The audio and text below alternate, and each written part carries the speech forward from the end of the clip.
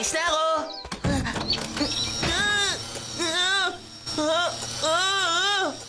Anong ginagawa mo? Ito ay magic hand. Ginamit ito noong ika-22 siglo. Eh di wag mong gamitin sa akin yan. Kailangan pigilan ka namin kahit anong mangyari. Si Washi. Matagal din tayong hindi nagkita, Lolo. Naku, pwede ba? Pakiusap, wag mo akong tawagin Lolo. May problema po ba ron? Mahaba masyado kung Lolo ng Lolo ko. Hindi ganun ang sinasabi ko. Naku, hindi itong oras para pag-usapan natin to. Teka sandali. Pupunta ka dapat sa bahay ni Shizuka, tama ba? Oo, tama ka. Sinabi rin niya na mag-isa lang siya sa bahay at wala siyang ginagawa, kaya pinapapunta ka niya para maglaro, di ba? Tama ka. Paano mo nalaman yun? Sinasabi ko sa'yo, huwag ka nang umalis. Huwag kang pakialamero. Pambihira, ano bang gusto mo? Mukhang kailangan ipakita natin sa kanya, Doraemon.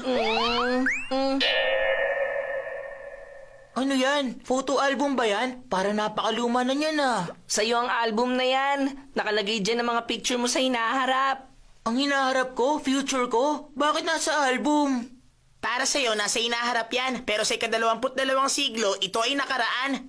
Kung gano'n, nandito yung mga picture ko nung 10 na 20 years old na ako. At nandyan din yung mga picture nung kinasal na ako. Oo nga, tama ka. Pero ang problema, nandito sa picture na to. Oh, teka. Ako to ah. Pero hindi naman ako na-aksidente kahit saan. Tulad nga po na sinabi ko sa inyo kanina na galing po yan sa future. Papunta ka dapat niya sa bahay ni Shizuka ngayon kaso bigla ka masasagasaan ng kotse. Pagkatapos nun isang buwan ka nasa ospital. Totoo ba talaga to? Pero kung hindi ka naman naaalis ngayon, hindi magkakaroon ng aksidente. Kaya kung ako sa'yo, huwag ka nang umalis. Dito ka lang sa bahay buong magdamag. Ganun ba? Pakiusap, wag na po kayo lumabas ng bahay, Lolo. Huwag mo nga akong tatawagin, Lolo eh. Ikaw na ang bahala sa kanya, Doraemon. Ako nang bahala. Magiging payapa to kagaya ng sa Titanic. Payapa katulad ng isang ibong lumilipad. Alagaan mo siya.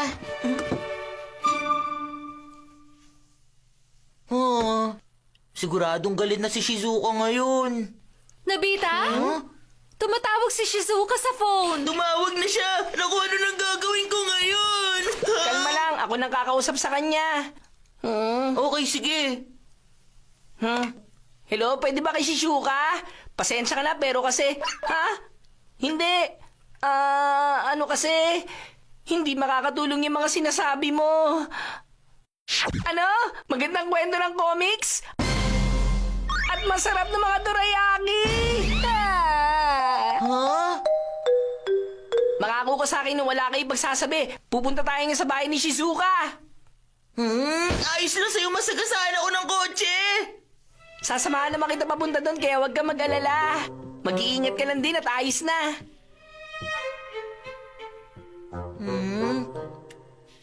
Magpapaalam na muna ako kay Mama. Magpapaalam?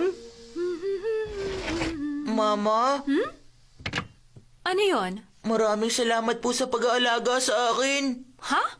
Minahal niyo po talaga ako ni Papa. Maswerte po ako na maging anak niyo. Pero ngayon, kinakailangan ko na po magpaalam sa inyo. Ha? Bakit bigla mong sinasabi mga yan? Baka po kasi hindi na tayo magkita kahit kailan, Mama, kapag umalis na po ako ngayon sa bahay. Teka, saan ka naman pupunta? Sa bahay ni Shizuka. Ha? Alam ko naman kung saan ka pupunta. Napakadrama mo naman kanina. Pero kasi, Teka sandali, saan ang daan natin papunta sa bahay ni Shizuka? dito tayo dadaan syempre. Ayos, at para mas ligtas tayo. Ang Time Television! Magagawa ng Time Television na ipakita sa atin ang future makalipas ang 10 segundo.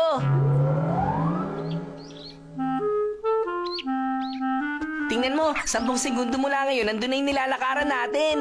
Kung ganun, yung nakikita ko naglalakad sa unahan natin, mas maaga ng 10 Tama, segundo kaysa ganun sa na nga. ngayon.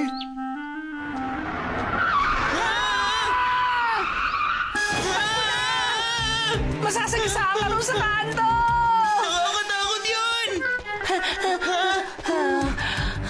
Muntik na tayo ron. Mabuti na lang may time television tayo. Oo nga, alam ko na, magiging ligtas tayo kung hindi tayo pupunta sa kalsadang yun. Talaga? Eh di walang mangyayari kung dito tayo sa kabila dadaan? Oo, Ayun, ayos! Tara na! wala ka nang dapat ipag-alala.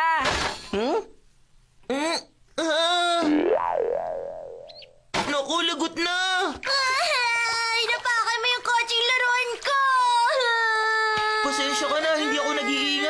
Pakiusap, patawarin mo ako. Anong ginawa mo? Hoy! Ang lakas ng loob mo payakin yung anak ko ah! Aray kong sakit. Takbo na, Nobita! Kung iisipin mo, parang na-aksidente na rin ako nun dahil sa sakit ng ulo ko. Sa tingin ko, tama ka. Kung ganun, hindi pa rin nawawala na posible pa rin ako mabangga ng kotse ngayon. Oo, ganun na nga, kaya mag-ingat pa rin tayo. Sige.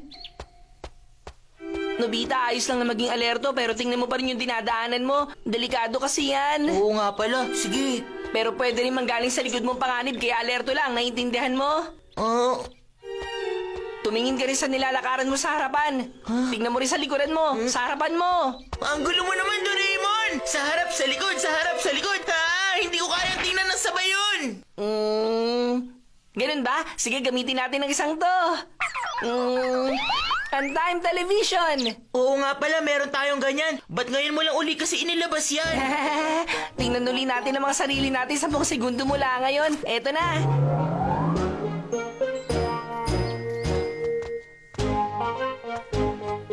Mukhang ayos naman itong dinadaanan natin. Makikita natin agad ang mga sasakyan kahit saan pa sila galing.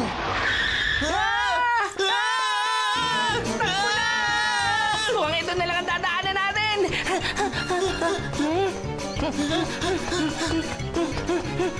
Delikado rin dito. Dito tayo. Hindi rin pwede dito. Wala tayong ligtas sa madaanan. Pambihira naman. Anong gagawin natin ngayon? Alam ko na. Simula ngayon, hindi na tayo dadaan sa kalsada. Halika na. Magiging ligtas tayo kung puro mga bahay lang ang dadaanan natin. Sigurado ka ba talaga dyan? Wala na tayong pagpipilian pa. Lakad na. Makikiraan lang po. Pasensya na po. Hindi nga makakadaan ng mga kotse, pero ang dumaan tayo sa mga bahay ng ibang tao. Pakiramdam ko magnanakaw ako. Ayoko nito. Huwag ka na magreklamo. Mas importante ang kaligtasan mo. Tulungan mo ako rito! May kotse pa rin dumadaan dito kahit wala tayo sa kalsada. Tulungan mo ako! Naku, ano ba naman yan? May mga nag-aaral magmaneho dito sa bakuran nila. Alis ka dyan! Hindi ko alam kung paano pahintuin to! Mag-isip ka na kahit ano, Doraemon! Ililigtas kita, Nobita! Maraming salamat. May mga nag-iensayo din pala magmaneho na sasakyan sa bakuran nila. Maliit lang ang bakuran dito kaya wala na tayong dapat ipag-alala.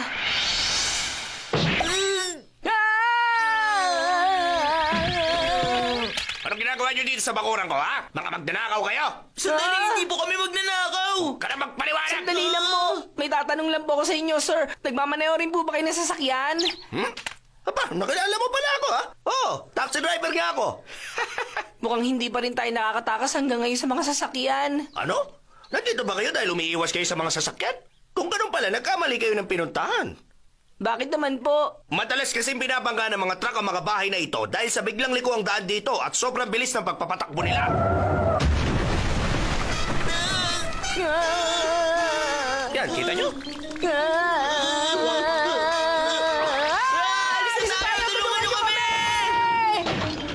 Alam ko na, may mas ligtas pa tayong pwedeng daanan. Talaga? Saan naman? Ligtas tayo kung dadaan tayo sa mga bubong, tama? Bakit kaya ngayon ko na naisip ang paraan na to? Hay nako, ang hina ko talaga. Imposible namang may dumaan pang sasakyan dito.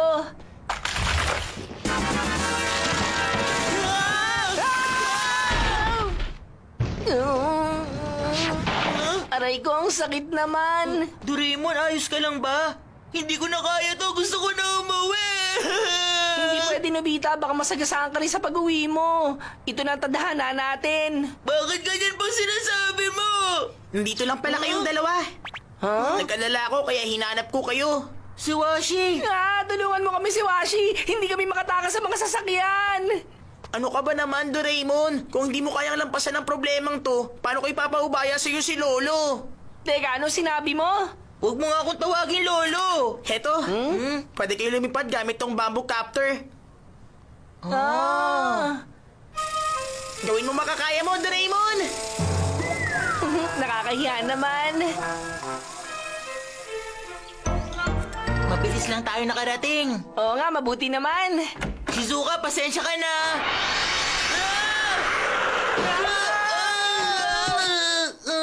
Ayos ka lang ba? Kaya mo yan, Nobita? Naku, pasensya na. Nainip kasi ako kaya inaya ko mga sigahan ko na maglaro dito sa bahay. Oh? Buti nga! Bleh! Ayan, okay ka na ulit, Nobita. Ano sinasabi mo dyan? Hindi okay ang masaktan ng ganito, no? Ano ka ba? Wag mo sabihin yan. Dapat nga ganitong itsura mo. Mas okay na yan kaysa dito. Hindi naman ganyan kalala ang aksidente ko ngayon. Anong picture pala yan? Ewan ko.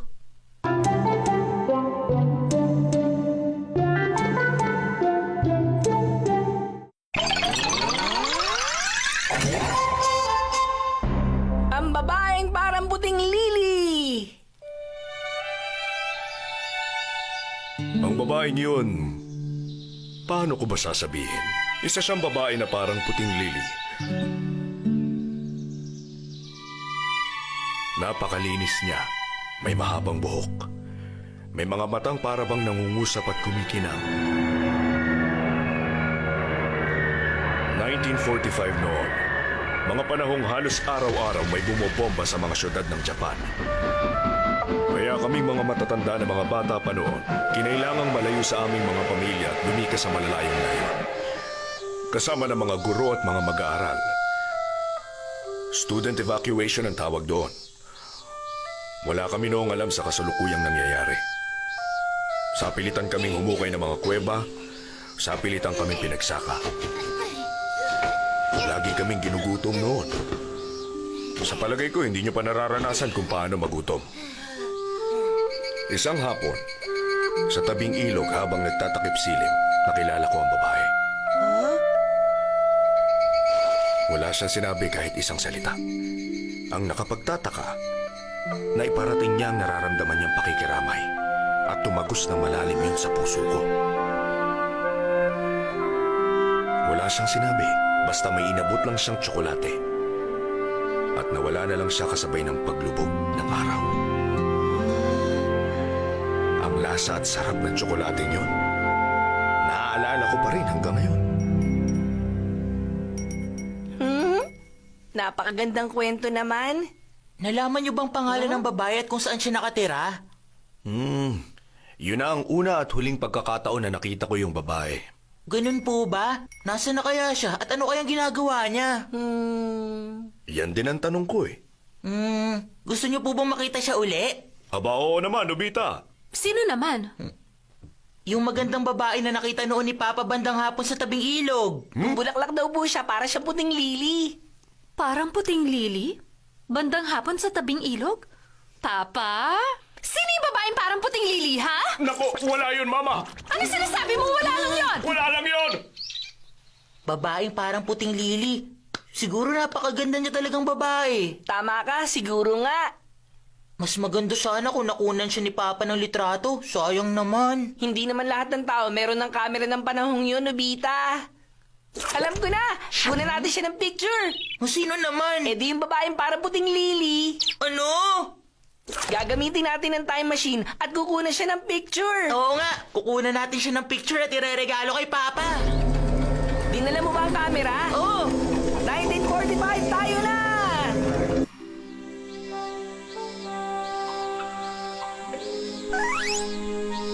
Wow, ang tahimik naman dito. Tingnan mo, mukhang nasa templo ang lahat kasama si Papa. Para tuloy nakakailang na makikita ko si Papa nung kabataan niya. Halika na! Sige!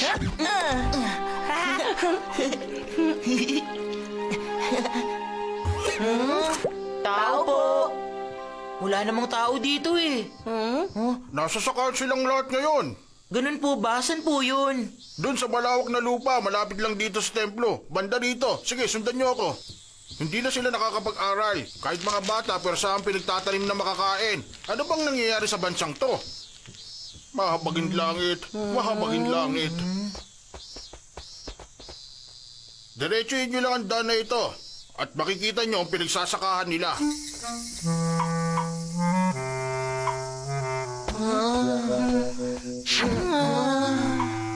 Ang init naman.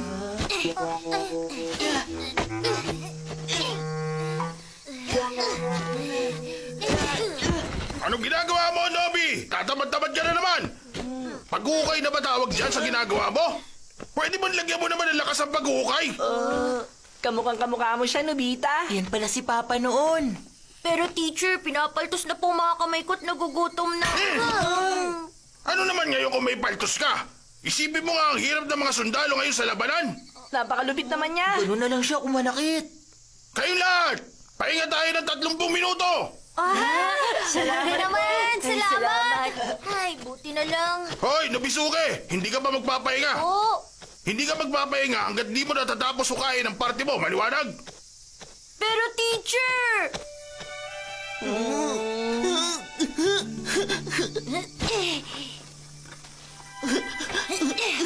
Kawawa naman, hindi ko kaya manood. Hindi ko na kaya. Papa! Ayos ka lang, Papa. Anong gagawin Dali natin? natin siya sa lilim. Kaya mo yan, Papa. Pagpahingahin muna natin siya dito sandali.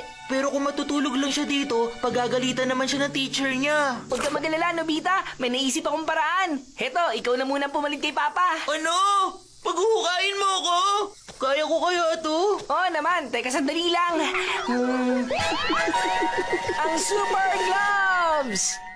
Isuot mo na itong Super Gloves at wala ka ng problema sa pagtatrabaho.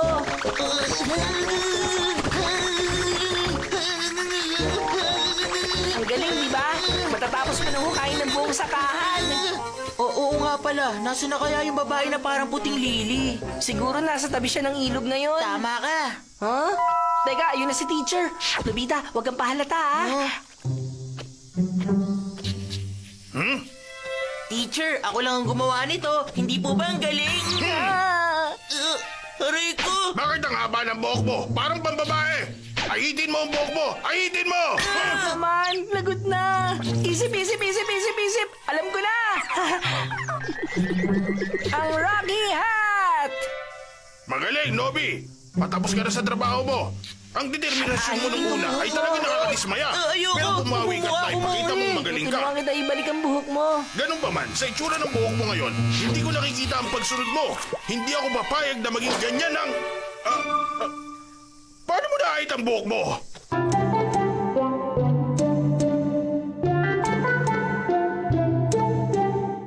Sinabi lang ang gumawa ng lahat ng to. Ang galing niya. Ang sipag naman ni Nobby. Magaling! Ganito nga dapat ang itsura ng isang batang hapon. Mga bata, dahil tapos na ni Nobby ang lahat, tapos na rin ang pagtatrabaho natin sa araw na ito. Salamat! Salamat naman! Nahalagot na, nakatulog ako. Paano na? Pagagalitan ako ni teacher nito. Wala nang paraan, tatakas na lang ako dito. Saan kaya ako pupunta? Pero kailangan kong makalayo. Sandali. Nawala na si Papa. Baka nasa tabing ilog na siya.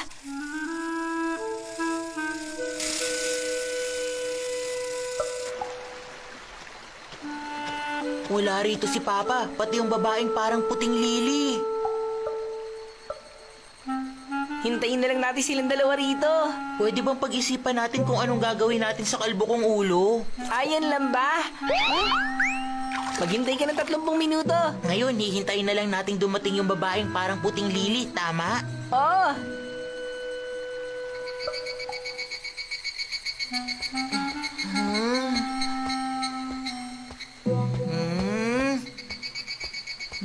Nobita, huwag kang lalayo.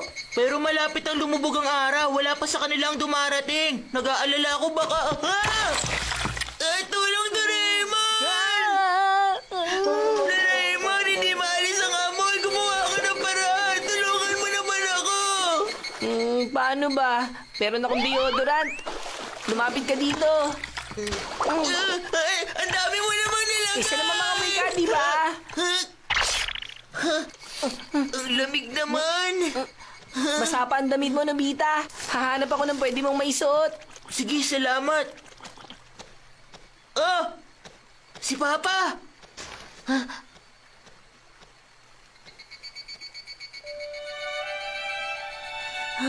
Kapag bumalik ako sa templo, pagagalitan lang ako. Mama, sinubukan ko naman po. Palagi na lang akong gutom. Sana mamatay na ako.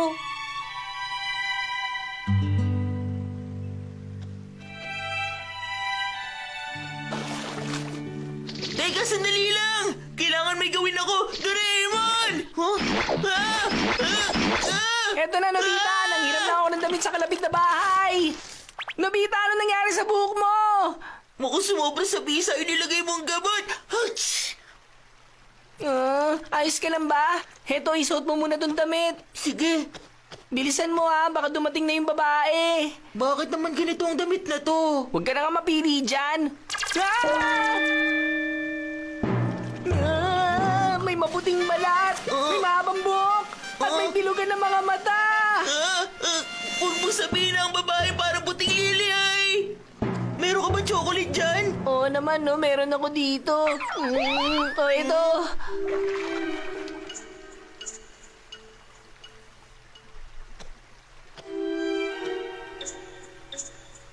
Huh?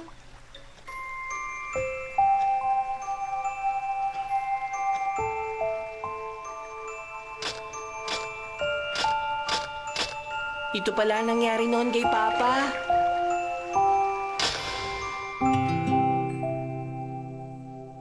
Nakakuha tayo ng picture pero... Tama. Kung ikukumpara ko siya sa bulaklak, para siyang puting-puting lili. Napakagandang kwento. Ay, isa lang naman yung nakakatawang kwento. Hayaan na lang natin ang masayang alaala ni Papa, Doraemon. O sige, Ang saya sigurong alalahanin yan. Oo, tama ka.